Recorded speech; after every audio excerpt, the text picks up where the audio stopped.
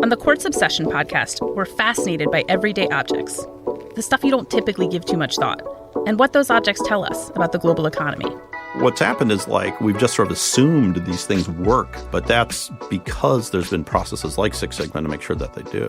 Sometimes they're referred to as industrial vitamins. Small doses of rare earths can actually boost performance in a lot of technologies. I'm your host, Kira Bindrum, and every week I'll talk to a journalist in our global newsroom to change the way you think about something ordinary. Subscribe to the Quartz Obsession podcast anywhere you get your podcasts, and let's see where our curiosity leads. This is a CBC podcast. Hi, it is Wednesday, November 17th. This is the podcast version of Q, the CBC radio show. I'm a broken record for 2 days more, I promise. This Friday on the Q interview, you're going to hear my conversation with Adele. I'm almost done talking about it. I got to sit down with Adele in Los Angeles, and you're going to hear that interview on Friday on the show, but not on this podcast, only over on the Q interview podcast. So get over there, subscribe to that one, and you'll be able to hear it on Friday. Well, actually, Thursday night, like Friday midnight. Like Thursday night, Friday night. Thursday night, Friday morning. You know, I don't know what to call midnight because, yeah, it's technically Friday, but then you're a bit pedantic if you call it Friday, you know? It's Thursday. You know, if I'm out on a Friday night, if I'm out on a Thursday night and it hits midnight, I'm like, oh, well, it's Friday now. It's still Thursday to me. Point being, subscribe to the Q interview and you'll be able to catch my Adele interview. I promise we don't talk about anything like that. All right, show starts now. Hello, I'm Flora Sigismundi. Hello, I'm Robbie Robertson. I'm Leanne Futasmose-Simpson. Hey, what's up? My name is Vi Mighty, and you're listening to Q with Tom Power. If you've watched the HBO show Succession, you might know Hiam Abbas. She plays the cold and mysterious Marsha Roy, Logan Roy's wife. But Hiam's role in the new film Gaza Mon Amour is the total opposite. She's warm and open-hearted, and Hiam Abbas is going to tell you how each character feels different to her, right down to her bones. That's coming up. Plus, when Chris Diamantopoulos was growing up in Toronto, he loved action movies. So when Netflix was looking for a bad guy in the new film Red Notice, Chris couldn't pass it up. I mean, it's a gig that includes strangling Dwayne "The Rock" Johnson. Chris is going to tell you how that felt and about being the voice of Mickey Mouse. That's coming up on Q.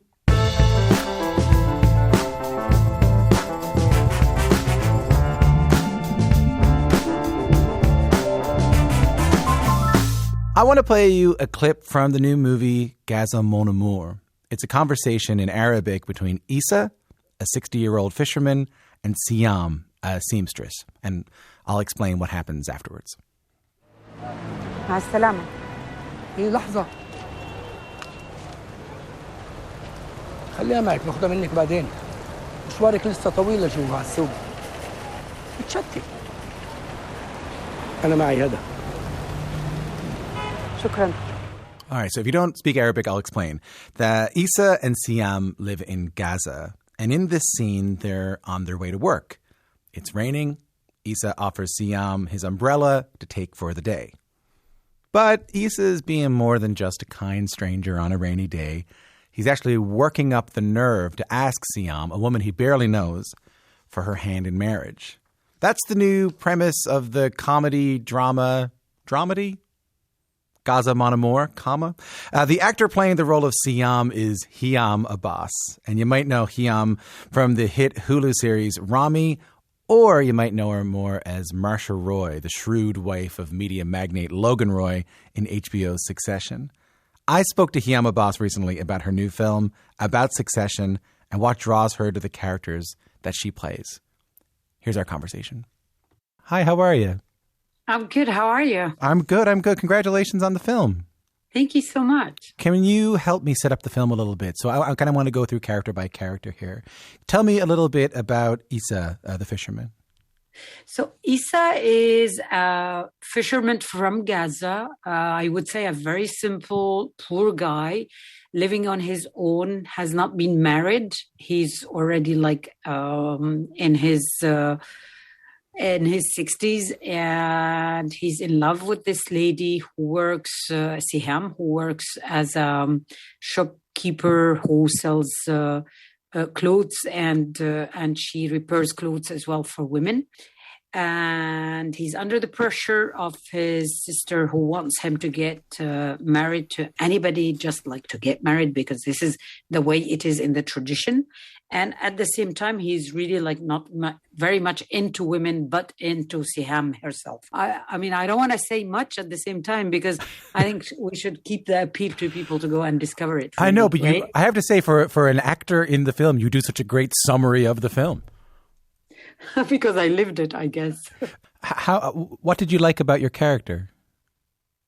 I think I liked her conflict in life between like her loneliness basically and the way she is trying to get her daughter to kind of like be happy about life in a place like Gaza, because one of the things that I didn't say about the movie is that it's set up in the situation of Gaza today, you know, always under threat of any kind of like target coming from Israel or the difficulty of daily life within the political situation over there. So, and on one hand, she is trying to kind of like give hope and give a future to her daughter who is divorced and young, you know, living with her again. And at the same time, you know, like her strength to kind of like cope with life really there. It's just, I find it amazing how people in difficult situations like this would still smile, you know, and it's something that reminded me really of my maternal grandmother who had so many difficulties in her life. And she really kind of like lived the exodus of 48 and lost her husband and lost one of her daughters who just kind of crossed the border to Syria. She didn't see her for years. I mean, when I say years, it's like over 30 years.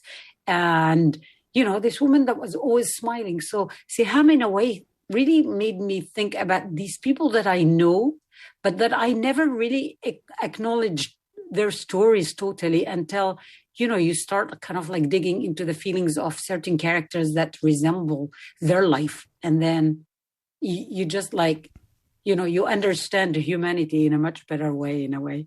That's such a beautiful story about your grandmother, you know, the idea that through all of this hardship, you know, they find a way to smile, that they find a way to go through the day. But in addition, as you mentioned, to, you know, being targeted and living in political strife, the two characters are also just living with the strife of their families, trying to find them some love, you know, like as you mentioned, your character Siam, her daughter Layla seems to resent her mother's more traditional stance on things. And then there's Issa, whose sister is trying to bully her brother into proposing to women she feels are more respectable.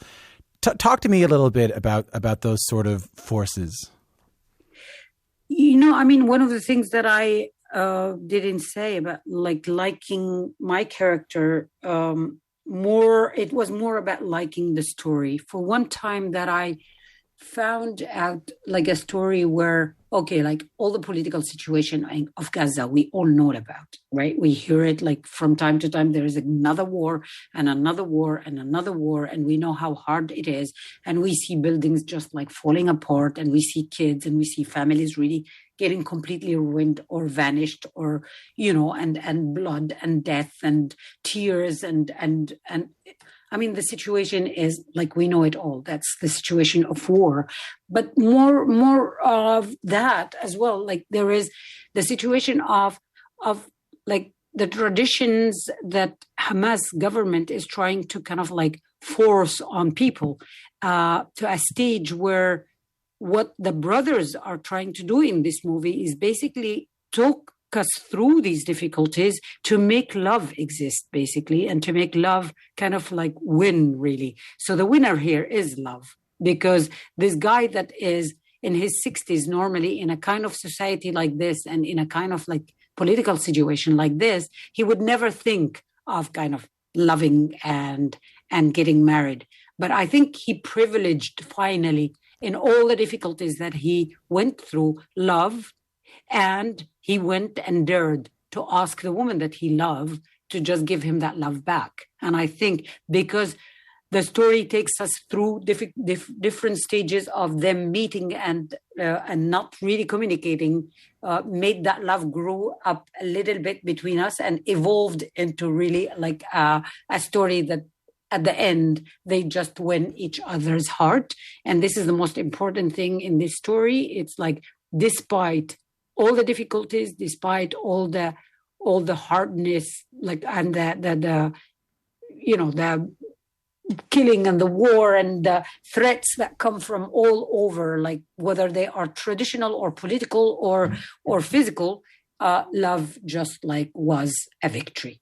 Yeah, and this is something really that I loved very much in the story. Yeah, and the directors, I mean, on that, the directors, the Nessa brothers, who you mentioned you worked with before, they've said the hardest part of making this film was telling a love story set in Gaza that felt believable.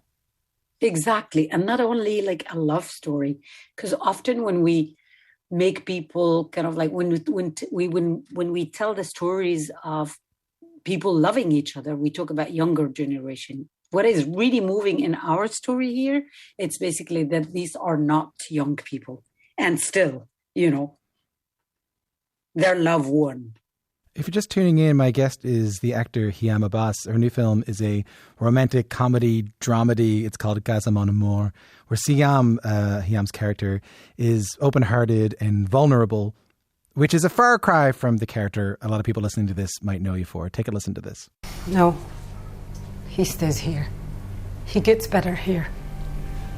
Well, we can discuss. We'll discuss and get back to you. No discussion. I am his next of kin. I am his proxy. I am in charge. Thank you. That's my guest, Hiam Abbas, as Marcia Roy in season 1 of the hit HBO show Succession. This very closely guarded, mysterious woman with an incredible amount of agency. I wanted to know if I could ask you an acting question. I don't act, and I'm curious about this. The two characters are very different to me. Do you feel differently in your body when you play these different characters? Oh, yeah, you do. You do. I mean, I think the psychology of each character basically kind of like draw your movements and your body expressions towards really the psychological and the mental building of that character. It's like you don't act in the same way, one character or the other, To me, I mean, that's the way I see it. Is it like a different feeling in your body? Like, is it a different sort of...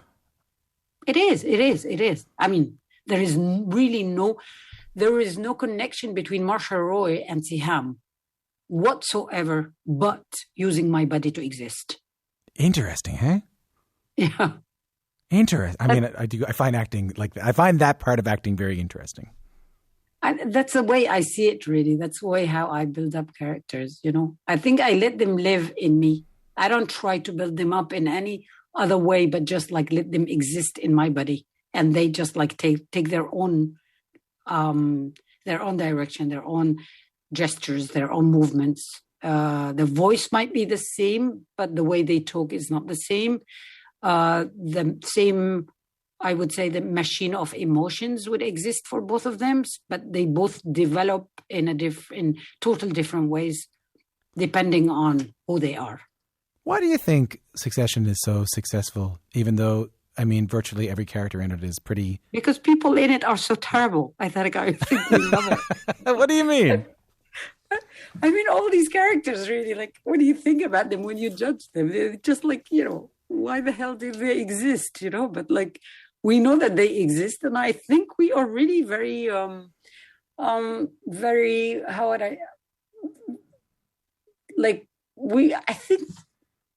people like, bad people. Like, they like to watch bad people, and they like to watch how far they would go with their badness, I think.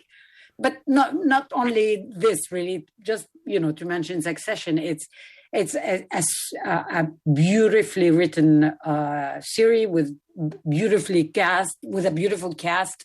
Actors are really like great. The directors that work in it, the photography in it, like, everything about this show is really like beautifully done. So I think people see the quality of it as well. Do you think Marcia and Logan love each other?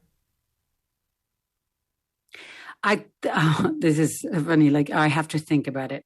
I think they do, but in their own ways. I mean, if you compare them to normal couple, You would think they don't love each other, but I think they love each other because they have an interest in each other as well. Yeah, I'm often wondering while I'm watching the two of them, is this love or is this a business arrangement? Do you know what I mean? I know exactly what you mean, but I think in their own language, business arrangement could be love. You see what I mean? Which is not in our dictionary, really. But it is in theirs, I think. It's that show has really taken off in a way we never could have expected, hey?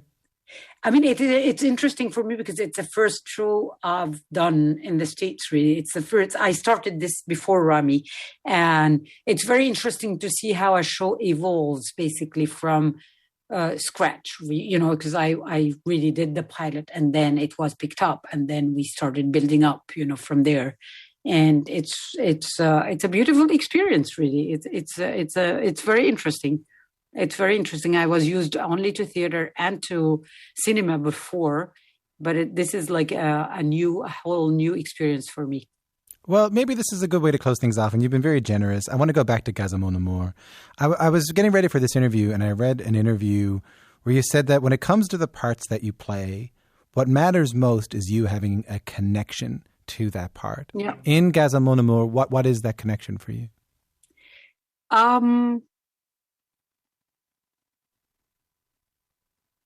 Siham herself, really, I can relate to that woman. I mean, when I'm talking about connection, it could be in one direction or another. So I never know the reason exactly, but I know there is a connection there. Sometimes I don't know how to explain it, to be honest with you, but I know that I could deal with her. I could let her be. There is characters I can't let be in me. Like when I told you at the beginning, when I work on characters, I just don't compose them out of my existence, out of my body, out of my physicality, out of my, like psychological and mental system, really. So they have to exist within there. And Siham could. Siham did, really. So others, I read sometimes parts where I couldn't find the place for them to exist in me. It's funny. It's almost like a gut feeling or like a spiritual feeling.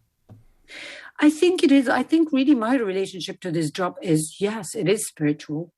I mean, it's the first time I'm really talking about it in such a big depth.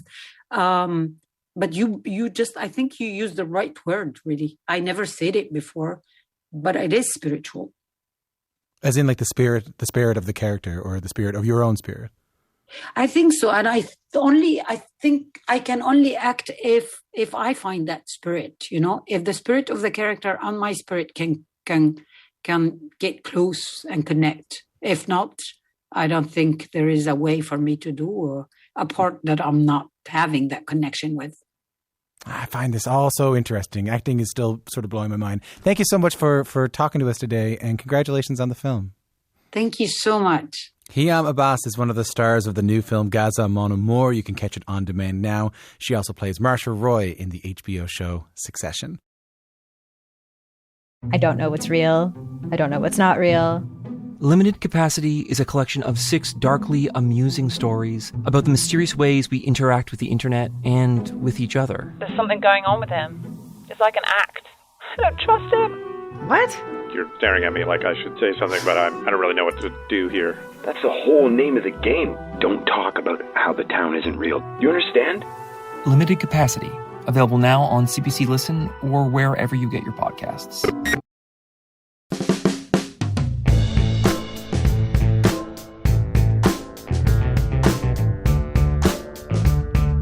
I'm Tom Power. You're listening to Q.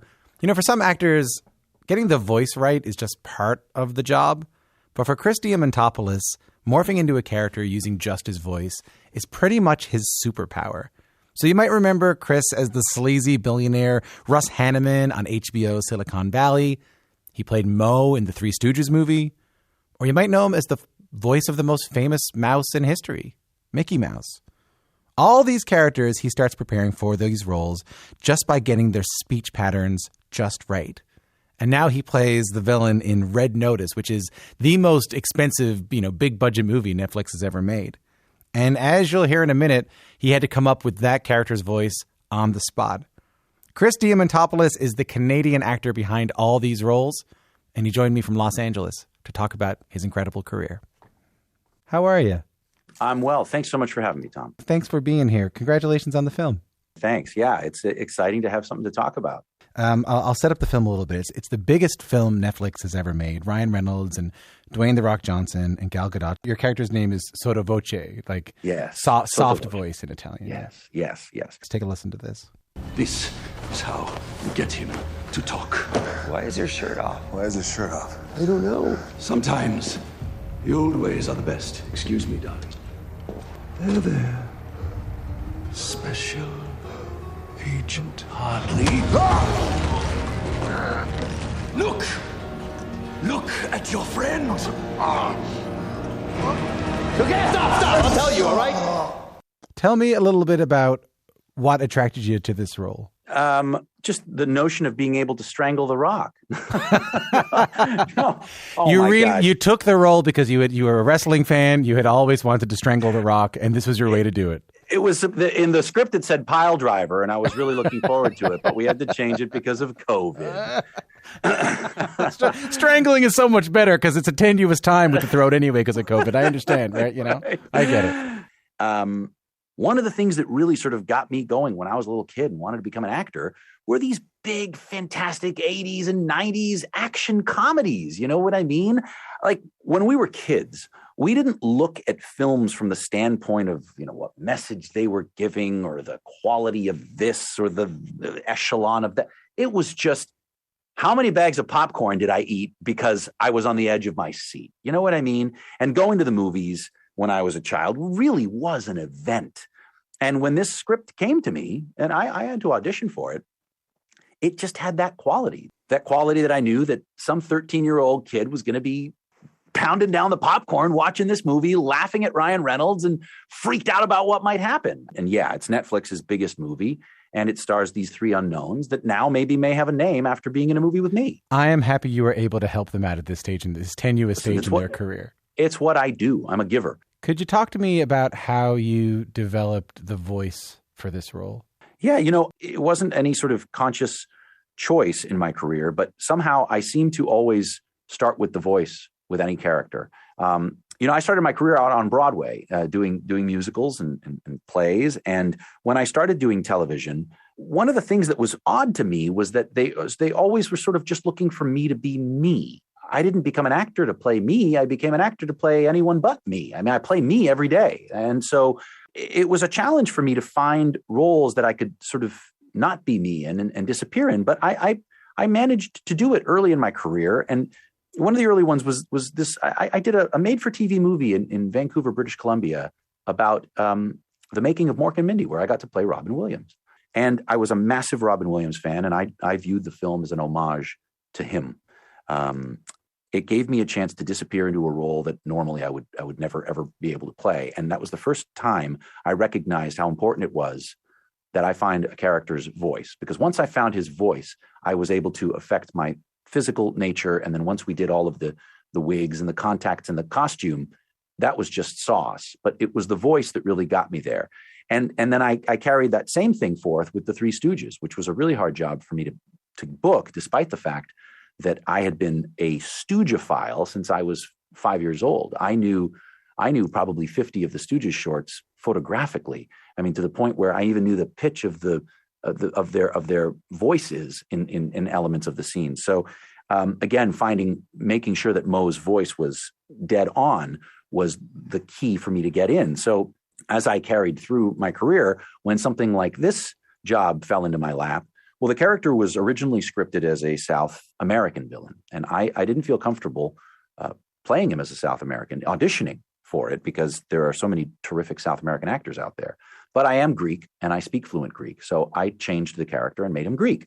It didn't necessarily work because the director loved my take on it and hired me, but 3 weeks before production, it turned out that Ryan had just done a movie where there was a Greek villain.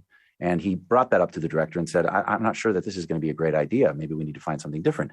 And director called me actually saying, listen, I don't know what to do. I think I may have to recast you. We may have to go back the South American route.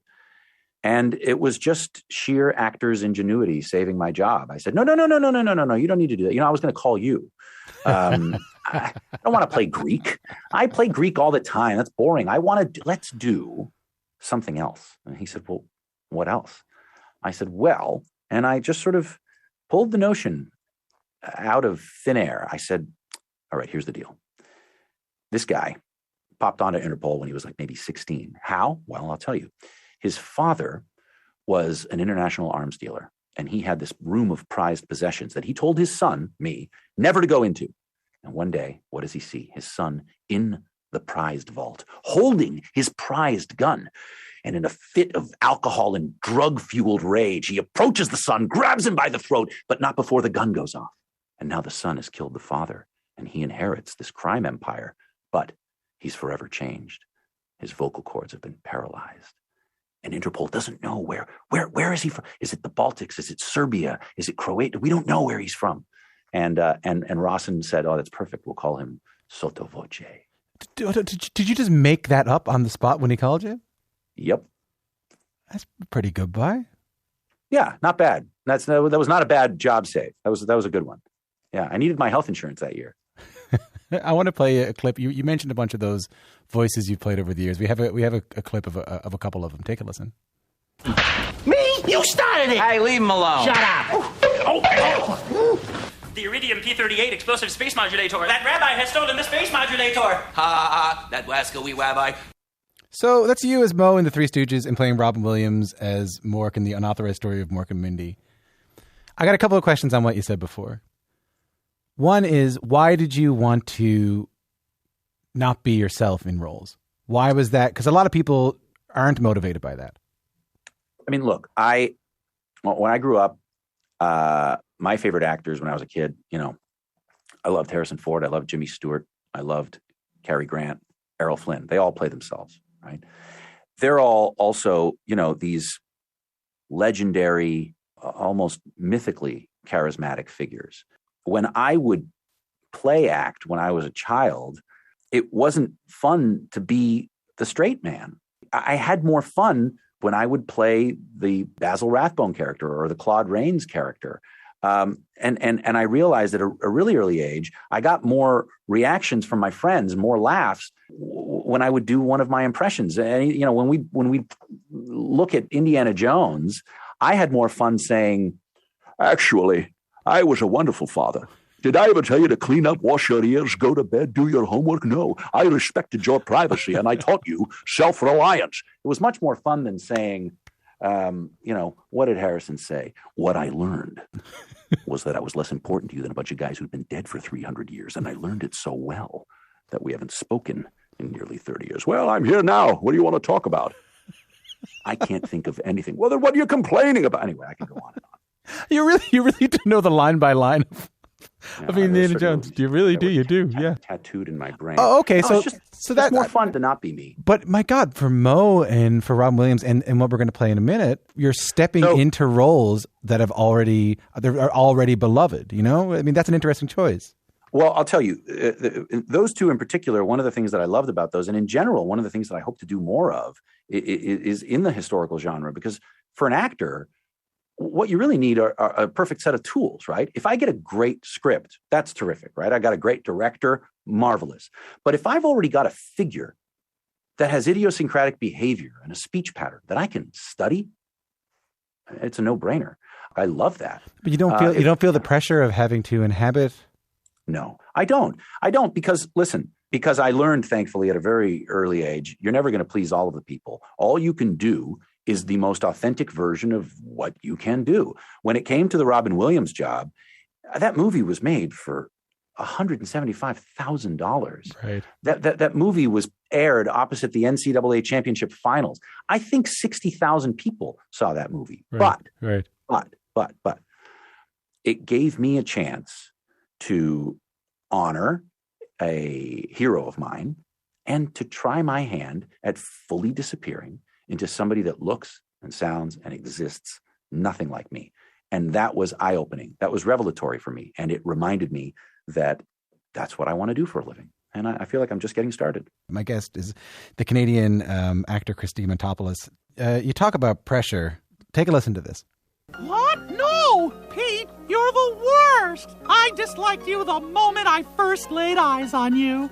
Take it easy. I said I'd find us a way to stay cool, and I will! You're the 5th person in history to do the voice of Mickey Mouse? Well, hot dog! I sure am! How does this happen? Well, first you take a giant horseshoe and you shove it right up my here's how it happens. I'm in Los Angeles. I had just finished doing the Three Stooges. And my agent calls and says, look, they're looking to find a new Mickey Mouse. And they want to go back to the original Walt, to what Walt Disney himself first did in the early shorts. They want to do something that's referential of the 30s, but still acerbic and subversive. Do you have any interest in reading on this? And I said, look, I have a very resonant voice, and I respect the Mickey brand too much to put my hat in the ring. I don't think I'm the guy. And he said, well, I just figured because the 30s, you did the Stooges, you have an understanding of that vernacular and that cadence.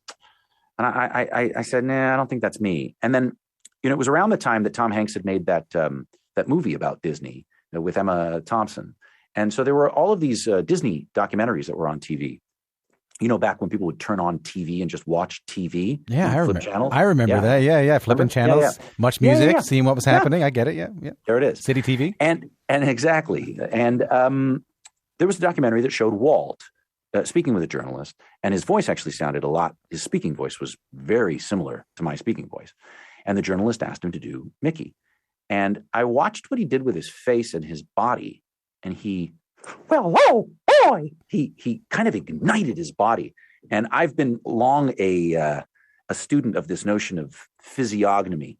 If you're going to sound like someone, you kind of have to make yourself look. If you're going to sound like Robin Williams, you kind of have to sort of, you have to sort of shift yourself physically to make the sound happen that way. Why? Because we discount the fact that their bodies were acting in a certain way when those voices came out? Yeah, how they're phonating is partially a result of the way that the air is coming out of their mouth. So how they hold their mouths, how they hold their bodies, where the air is coming from, all of that will come into play in terms of how it will end up sounding. So it's not just enough to do the accent, particularly as an actor, you have to embody. So when I'm doing Mickey, before they've animated, when I see the final product, so many of my expressions are in there, and I'm doing expressions that I think Mickey would do. So I'm making myself look like Mickey so that I can sound like Mickey. Anyway, when I saw the documentary, I called my agent and I said, no, I want in. And so it was a marvelous experience. I went to the old animation building and I revoiced The Brave Little Tailor. They had all the old original music, all the old voices, but they allowed me to just, there was that scene. Yes, Your Honor. And how? I was all alone. I heard them coming. I looked up. They were here, there, everywhere, a whole bunch of them. I got to just be Mickey. It was remarkable, but I'll tell you what happened. Yeah. After I did the audition, my agent called. He said, I don't think it's going to happen. I think they're scrapping the whole idea because they had a fella who was voicing them. And you said, what if he strangles his father? And That's he gets, sorry, go on. No. But what happened was the company didn't want a new voice. They decided. But the director and the creator of this new Mickey, to his credit, really pushed, and at a meeting that they had with all the bigwigs, said, look, I really want to broach the subject one more time of a new Mickey. And they said, we're already past this. We're not doing this. He said, I just want to play you something. And he played them The Brave Little Tailor with my revoicing. And they said, well, that's lovely, but he's dead. We can't have him. And he said, no, that's Chris. And so they took a chance on me. And I've been doing it now for over a decade. That's an amazing story. That's neat. I heard you say that you feel like the voice is being lent to you more than giving yourself to it. I wear Mickey like a badge of honor. I have 3 small children. And occasionally my wife and I will be in the kitchen and I'll hear them laughing. And I realize that they're watching Mickey and it's me. I mean, that's a mind trip, man. Someday I'll be a very, very old man and I'll be very, very grateful that I had the opportunity to do that. I didn't know you were Canadian. It's another thing I wear like a badge of honor. Toronto, born and raised, East York, baby. But you obviously didn't do the classic, go on Road to Avonlea or, be a teacher in Degrassi sort of path, I'll be honest with you. All I ever wanted to do was act. I've loved it since I can remember speaking. I love performing. I love entertaining. I love disappearing into characters. And when I was in high school, and I realized, oh gosh, I want to keep acting, but I want to act. I want to do something. I want to perform. The High School Musical was really the only place for me to do that. And I realized I could sing. I realized I actually had a facility for singing, and I wanted to do more and more of it. And what I found in Toronto at the time was it was really hard for me to get any kind of recognition in any way as a performer. It was this very closed club. At least it felt like to me. Yeah. There were no doors open, none. And I might have been 17 years old when there was an open call audition for Forever Plaid. It was this musical with 4 guys. My brother was in Forever Plaid in St. John's. They did a version of Forever Plaid in St. John's. I was hired as the first swing. I covered Smudge and Frankie. And I did it in Vancouver and I did it in Toronto. And is that the bass? Is that the bass singer who sings 16 Tones? Some people say a man is made out of mud. Yeah. And I also did Frankie, who was the leader. But what happened after I did that show was I wanted to do more, and I was told multiple times, well, you've already worked this year. We're going to hire somebody else. And it was just this feeling of like, what do you mean I've already worked? Am I right for the job? Like, what's going on here? And I remember just sort of feeling like, maybe I have to get out of here. Maybe I have to go somewhere else and see what I can do. And I got to New York, and I was so nervous about the caliber of talent there that I auditioned under a fake name, because I didn't want to like go into an audition and do terribly. And then people are like, oh yeah, no, we've heard of that guy. He's terrible. So I auditioned as Chris Smith. And that had nothing to do with hiding the last name. No, oh my gosh, no. I couldn't do that to my father. Although I do have to say that as I slowly started getting into TV, I was told multiple times that I should change my name. And I did a movie with Kurt Russell, and he was like, "You got to change your name. It's too long. You're a great actor, but your name's ridiculous."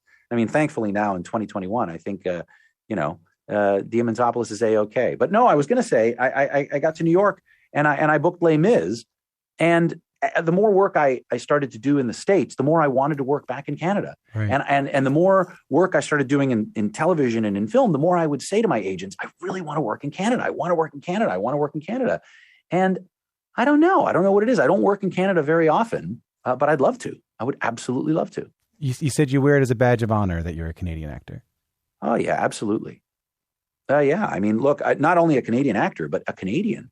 Who we are as a country, as a people, is still very, very aspirational, because we don't flail our arms and gesticulate wildly to get attention. I think for the most part as a nation, we really try to say what we mean and do what we say. I think that there's a quiet grace to being a Canadian. And I love that. Well, I mean, that sort of leads me to something that's been on my mind this whole chat now, and that maybe is worth bringing up before we go, is a couple of times you've told me, all I want is to disappear into a character. I don't want to play myself. You played a lot of different roles. You play bad guys, you kind of play creepy guys, you play really kind of warm-hearted guys, you play villains, you play various cartoon characters, historical and otherwise. But I get the sense that it's always important that you're you in there. Do you know what I mean? Yeah, sure. That's well said. Yeah, because my job as an actor is to be a vessel for the material, right? And so you're going to be seeing these various characters, but through or through the lens of me, I guess, as it were. And, it's funny, as we're talking, I will say, these many years, shape-shifting and moving from one genre to the other and moving from one character to another, maybe there would be something great in playing a guy who's kind of like me in a series where I get to do it over and over and over again and really sort of build on the nuance over time. I never really looked at myself that way at all. But that could be a really interesting next step for me. I really do feel like that time is coming for you. Well, from your lips into God's ears. Thanks, man. Lovely to meet you. Really nice meeting you too. Chris Diamantopoulos plays the villain in Red Notice. He is also in True Story, which is a new Netflix series starring Kevin Hart and Wesley Snipes. That's out next week. And you can find him anytime on Disney Plus, on The Wonderful World of Mickey Mouse, as Mickey himself.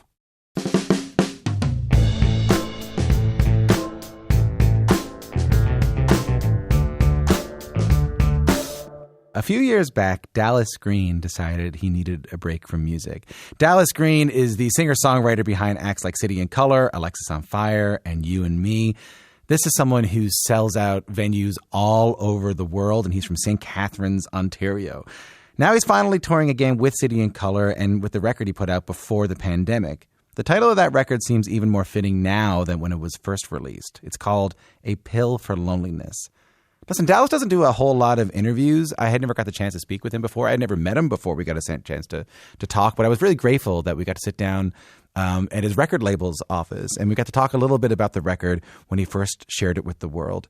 And we talk a little bit about why he took a break and how he was dealing with the death of his close friend and musical collaborator. Here's our conversation. Hey. Hi. I really liked listening to your record. Oh, thank you very much. I really, there was like, because I felt like there was a lot of different kinds of depth, and I want to talk about all that. Like there was like a depth of lyricism, of course, you know, and I could really start to feel what you were singing about.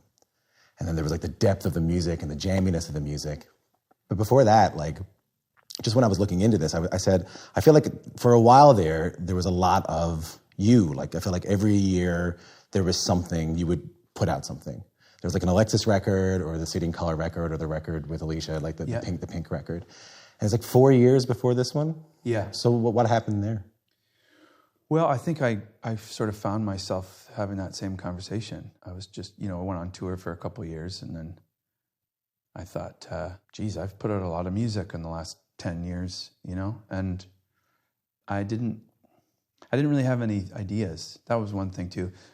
So it was sort of like I'd kind of found myself, I wouldn't say like in a drought of songwriting. I just wasn't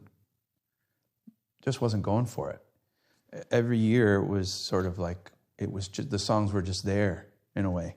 So I think that's kind of why, that's why I started City and Colour in the first place. Was I had all these other songs, and then it was like, I would do that, and then Alexis, we'd make a record, and then by the time that was done, I'd have another batch of songs, and even if I should go, like, we did the tour for the Hurry and the Harm, and I had hired this new group of dudes to play with me, and that tour was so great for 2 years that while I was on that tour, I just had this wealth of creative energy that showed up, and I wrote all these songs that I wanted to make with these new guys that were playing with me. Right. So that just wasn't there when I finished. Yeah, and I'm not about to start a conversation about God, but it does. I have lots of opinions. I went to Catholic school. Yeah, me too. I've spoken to songwriters who have said that to me as well. That like, I've spoken to songwriters like who've said like, I write every day and something's going to come out. But it is funny, Dallas, that it just kind of arrives. It makes you think about something bigger, right? Like right, and I'm not a bulk writer like those people. Yeah, I do not write every day. I never have. It was even when I'm saying I know I put out a lot of music. Yeah, I still go through periods of months where I'm like, I don't think I'm ever going to write again, and then all of a sudden, it's like, oh, I've got an album. What's that? I don't know. It's just. I always say this, if I wrote as much as I thought about writing, I'd probably have 3 times as many. Right. But it just hits you, right? You get that. I have this strange like fear of writing the wrong thing. And that the wrong thing is my wrong thing. It's not right or wrong. It's just, even when I made that record with Alicia, this is the pink record. You and Me record. Yeah. It was insane to watch the way she writes because, I show up with a bunch of voice notes and like a book of words or phrases I've been collecting for 2 years, and I start playing them for her, and she's just sitting there writing. She's not afraid to write the wrong thing down. Mm. I have this like fear that I'm going to look at the book the next day and go, oh, why did I write that? Is the right thing the most honest thing? I don't know. It's just whatever it is that day. Just whatever feels right deep inside. Yeah, exactly. Because this is, to talk about the richness of the lyricism on this record, I want to talk a bit about that because a pill for loneliness is a real pill, right? It's I believe they're working on it, and that's what kind of sparked the name of the record. Isn't that interesting? I think so. Yeah. So you saw like a news. I saw a news program, and there was it was about these scientists working on a pill for loneliness because the research has shown that we're living in the loneliest era in the history of human civilization. which to contrast, you know, like being more connected than ever by the internet. Yeah, I texted 6 people on the way over here. Yeah, exactly. And not to brag. They believe that, yeah, I think I got about 8 this morning. But they believe that loneliness is a worse epidemic than obesity right now. And I just saw that, and I just thought, you know, obviously we want to make a cure for everything nowadays. Nobody seems to want to deal with anything. They just want to be able to pop a pill or, you know, put a lotion on and everything is fine. But that's just not the way life is, you know. And I think just for me, being a bit of a romantic about certain things, I just thought, well, music has always been that for me, and I'm so lucky. Whether it's writing my own or listening to it, as a young person, you know, music was like, I remember that like moment when I was like 12 and I heard a song and I was like, oh my God, it sounds like they're saying what I'm thinking. And, you know, it could have been like Lane Staley of Alice in Chains writing about a heroin addiction, but for me, whatever, the way he sang it and the way he said it, it was like, it was what I was feeling. And so that to me it makes you feel less alone, I think. I think so too. I think that's the best thing that music does. Yeah. But when you're the one playing the music, it's interesting. Because when I was listening to this record, I was thinking a lot about that. I was thinking a lot about how we're always on our phones and yet we feel so lonely. And I thought about the life of someone like you, like a touring musician, which looks like this to me. You're on stage and there's a couple of thousand people out there who love you. And it sounds like you're surrounded by people that love you. Yeah. And you're surrounded by a band that, you know, loves you. Sounds great. And you can be lonely. Yeah, absolutely. Like you can still, that's what I heard on this record, was you still feeling lonely while all these beautiful things are happening. Yeah, and it's a strange thing because it's one of those like, again, it's human nature to feel everything, to feel sadness and happiness, to feel like you don't know what one is without the other. So, you know, you can do this. Like I'm lucky because I get to do this thing that I actually love more than anything, but that doesn't mean it's always good. Do you like being on the road? I do. Yeah, it's the only thing I've done for the last 20 years. But it's like anything. There's really good days on the road. There's really bad days. There's amazing shows, and there's shows that make you want to never do it again. Yeah. You know, but it's just about getting up and doing it again because that's life. And there's, I mean, especially on the first track on the record, that's what I heard on that, is like, I kind of want to have both worlds. Like, yeah. I want to have this home, and a home like my friends have, my college friends have, my high school friends have. Right. And then I kind of need this, and I also want this, and those two things are. Yeah, that song's about the repercussions of the life I live. You know, it's about the fractured relationships that I have with the people in my family and my life that, because of what I do, takes me away from them. And then there's a strange thing when, you know, I talk to people and they'll be like, what's going on? I'm like, I'm doing the same thing I was doing when I was 16 years old.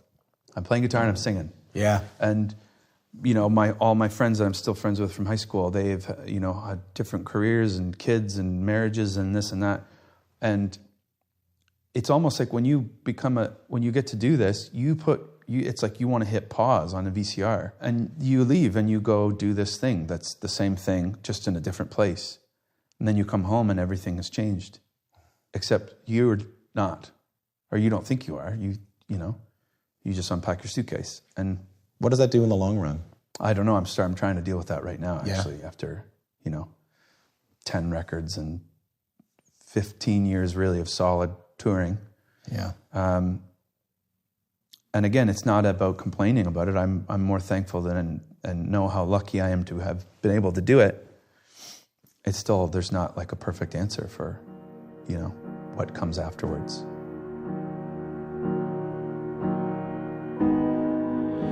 These maddening, no telling winds. If you're just tuning in, my name is Tom Power. You're listening to Q. I'm sitting down with iconic Canadian songwriter Dallas Green from City and Colour and Alexisonfire. They echo soft, quietly whispering.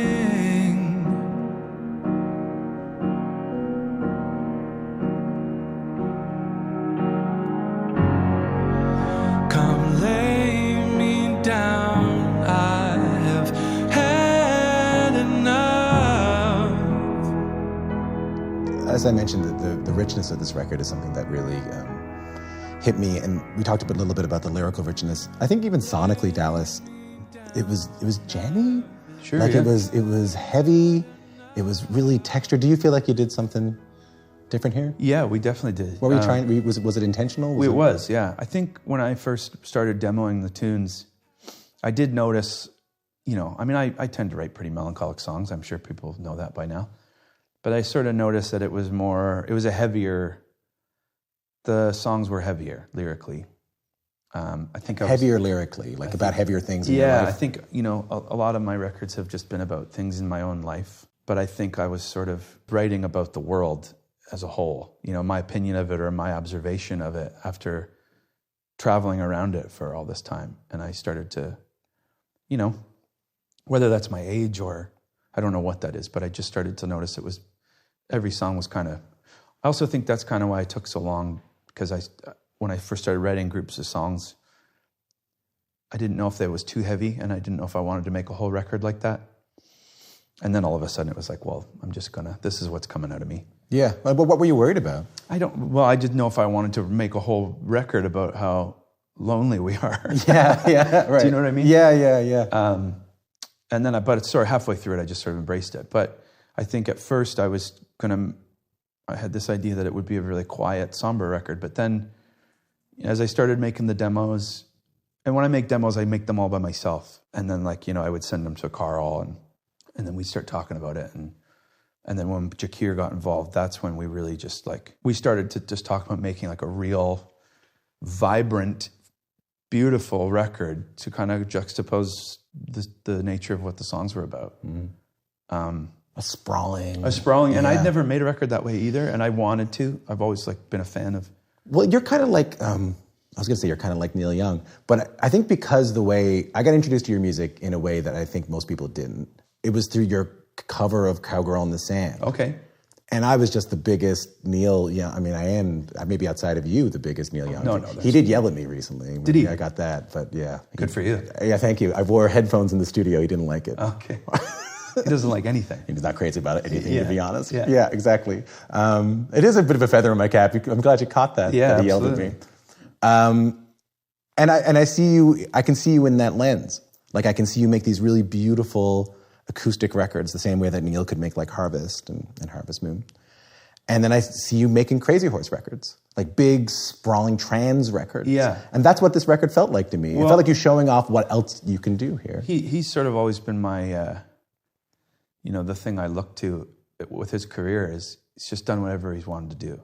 And, being lucky enough to have the freedom to try different stuff, and also that people have come along with me, And, he's got that quote, I'm going to paraphrase it, and I'm going to butcher it a little bit, but where he talks about after he made, Harvest and realized that he was sort of going down the middle of the road and he sort of needed to veer off into the ditch. Swing into the ditch, yeah. And, he lost a lot of fans, but he also, everybody kind of went with him too. And I think, at some point, or maybe even early on, after 2 Alexisonfire records, and then I put out the first City and Colour record, it was hey everybody, I'm into some different stuff. So occasionally I'm gonna want to make a really, loud, screamy song. Occasionally I want to be quiet. Occasionally I want to hang out with my friend who happens to be the biggest pop star in the world, because we like each other and we can sing. Mm-hmm. And then with this record, it was I love all that. I love those sounds, and I wrote these songs, and my friends thought, I think we can make one of these records with these tunes. And so we tried to. Does it get harder to do whatever you want to do as it gets bigger? Because I don't think I don't think you could have predicted how big this thing has gotten. No, I could never have. Look at this. We're standing in this room that's built on us taking chances. So as it gets bigger and bigger and bigger, and either there's more people relying on you, or there's just more people, is it harder to do your own thing? No, because I've never thought about what somebody's going to say about it. And I don't mean that in an egotistical way. I just mean I've never done that, and I think that because of the way everything started, us making music that we literally thought no one would listen to, if that worked, then basically I'll just try anything. You know what I mean? Yeah. I'm very appreciative that some people relate to what I'm doing, but I don't rely on it to make me create, if that makes sense. That's all you. That's all your own. Yeah, it's the pressure. You know, people ask about pressure and this. No, the only pressure that exists is the pressure I put on myself. Is that a lot of pressure? Yeah, absolutely. I bet. It's a ton. Yeah. But that's because I just want to feel like I'm doing the right thing. Again, that's the fear of writing the wrong thing down. That's my wrong thing, you know? Dallas, you mentioned Carl a few times. I'm so sorry for your loss. Yeah, thank you. I want to fill people in who are listening to this. We're talking about Carl Barham in a tragic accident. How are you doing?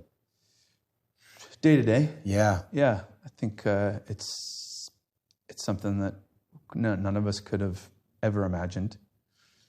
And it's hard because, you know, for the last, I mean, he toured with us and me for, you know, about 15 years, but the last 6 years, we'd been like making records together, you know, so we made If I Should Go together, and then the live record I put out, like he recorded all of that. And then we made this new record. He recorded the last Alexis on Fire tunes. So it's a strange thing where, you know, this not only is it my friend who passed away, but it's like this person who I'd spent every day on tour with. And the bulk of the music I've created in the last 6 years, not the bulk, all of it, was with him too. So it's a strange thing to be up on stage playing, not only singing these songs that I made with Carl, but he was my monitor engineer too. So I'm used to looking over and him being there too. So it's definitely been hard because it happened right before the record came out. And then we had to go on tour. There's no reflection time. Yeah, on and tour. I'm just sort of starting to deal with that now. Like I've made a bunch of changes because I've realized it's something I have to work through. And all of us, you know, all of my family on the road, like it, you know, he was basically our brother. We're all brothers. And, what kind of changes? I just needed to quiet stuff down, you know. Oh, this is, I think you put a post up on. Yeah. This is that, yeah. Yeah, because you're slimming down the band. Yeah, and it was just to create more more silence, like we were talking about earlier before off camera. You know, because it's a tragedy and it's trauma for all of us. And we went right to work, and it was good that we were all together. But I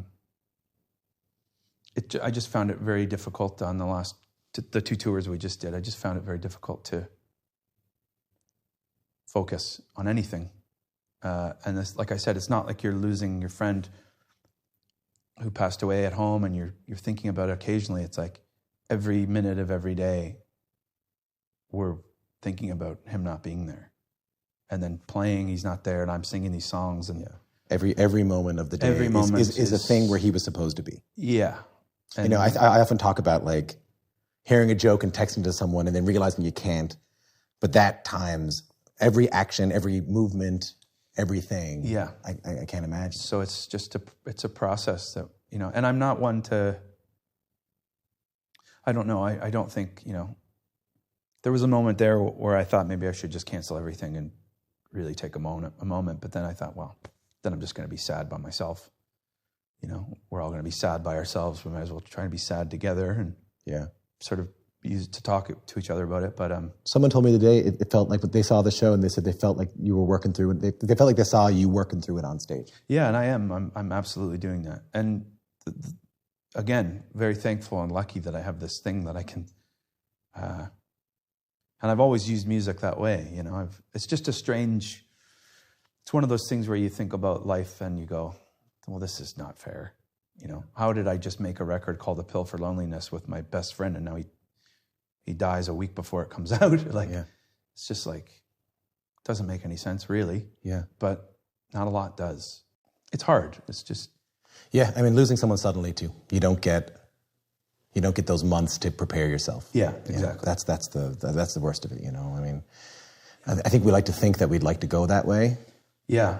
But it's so hard on the people who are left behind. The people. And knowing him too, that I think the hardest part is knowing that he would be very pissed off to know how big of a fuss everyone's making about it. Oh, yeah, right. Yeah. Had you canceled that tour, he would have been pissed off. Yeah, he'd be pissed off about this whole thing.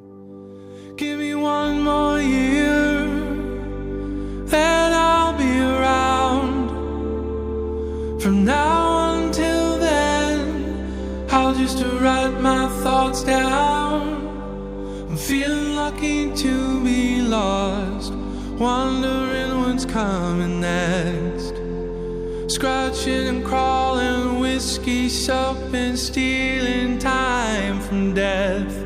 Like an astronaut. That's Astronaut from the City and Colors record, A Pill for Loneliness. Before that, you heard my conversation with Dallas Green. His tour wraps up in mid-December. That is it for the show today. Tomorrow on the show, Jason and Ivan Reitman will be here to talk about, Ivan Reitman made Ghostbusters. Jason Reitman, his son, after an illustrious film career, has decided to make his own version of Ghostbusters. We're going to talk about it. All right. See you then. Later on.